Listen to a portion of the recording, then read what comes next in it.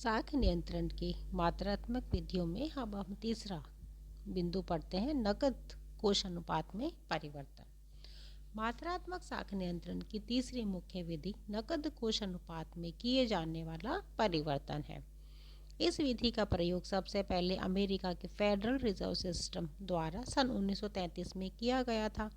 प्रत्येक देश के व्यापारिक बैंकों को अपनी जमा राशि का एक निश्चित प्रतिशत कानूनी रूप से केंद्रीय बैंक के पास नकद कोष के रूप में जमा कराना पड़ता है। इसे कानूनी न्यूनतम कोष कहा जाता है। केंद्रीय बैंक इस न्यूनतम नकद कोष में परिवर्तन करके साख नियंत्रण कर सकता है। Professor R.A. यंग के अनुसार परिवर्तनशील नकद कोष अनुपात में परिवर्तन से अभिप्राय केंद्रीय बैंक के पास अनिवार्य रूप से जमा बैंकों की जमा राशियों के न्यूनतम प्रतिशत में किया जाने वाला परिवर्तन है। नकद कोषानुपात में परिवर्तन की नीति। नकद कोषानुपात में परिवर्तन की नीति वह नीति है जिसके द्वारा केंद्रीय बैंक साख का संकुचन और विस्तार करता है। सबसे पहले हम लेते हैं साख का संकुचन। यदि केंद्रीय बैंक साख संकुचन करना चाहता है तो वह इस सुरक्षित विधि के रूप में रखे जाने वाले कोष के अनुपात को बढ़ा देता है, जिससे बैंकों के नकद कोषों में कमी हो जाती है। इसके फलस्वरूप उसकी साख निर्माण करने की शक्ति भी कम हो जाती है। उदाहरण के लिए मान लीजिए कि नकद कोष अनुपात 10% है, तो बैंकों को अपनी जमाओं का 10% केंद्रीय बैंक के पास में सुरक्षित रखना पड़ेगा तथा वे 90% जमाओं के आधार पर ही साख का निर्माण कर सकेंगे। और यदि नकद कोषानुपात को बढ़ाकर 20% कर दिया जाए तो बैंकों को अपनी जमाओं का 20% केंद्रीय बैंक के पास जमा कराना पड़ेगा। अब वे केवल 80% जमाओं के आधार पर ही साख निर्माण कार्य कर सकेंगे।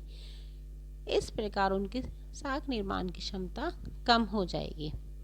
इसी प्रकार यदि साख का विस्तार करना हो तो यदि केंद्रीय बैंक साख का विस्तार करना चाहती है तो नकद कोष अनुपात में कमी कर देगा। इससे बैंकों के नकद कोष बढ़ जाएंगे तथा उनकी साख निर्माण की क्षमता में वृद्धि हो जाएगी। उदाहरण के लिए यदि नकद कोष अनुपात 10% से कम करके 5 कर दिया जाए तो बैंक अपनी जमाओं के 90% के स्थान पर 95% के आधार पर ही साख निर्माण कर सकेगी और उनकी साख निर्माण की क्षमता बढ़ जाएगी।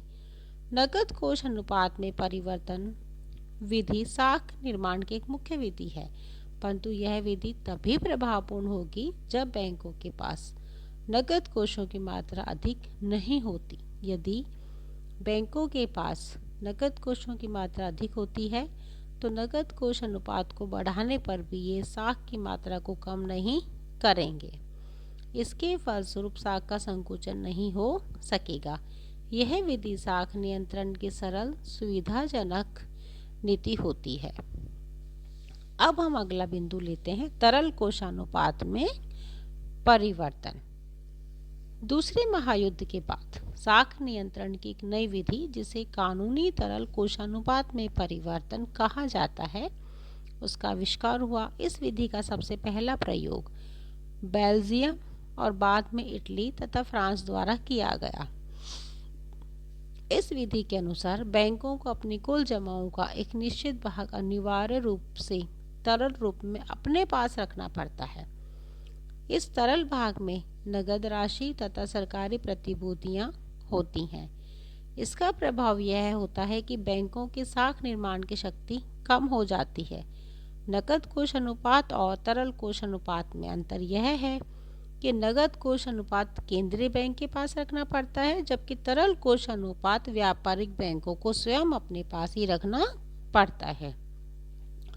Professor R.A. यंग कहते हैं कि तरल कोषानुपात में परिवर्तन से अभिप्राय यह है कि बैंकों को अपनी जमा राशियों का जो एक निश्चित प्रतिशत तरल रूप में अनिवार्य रूप से स्वयं अपने पास रखना पड़ता है, उसके प्रतिशत में किया जाने वाला परिवर्तन।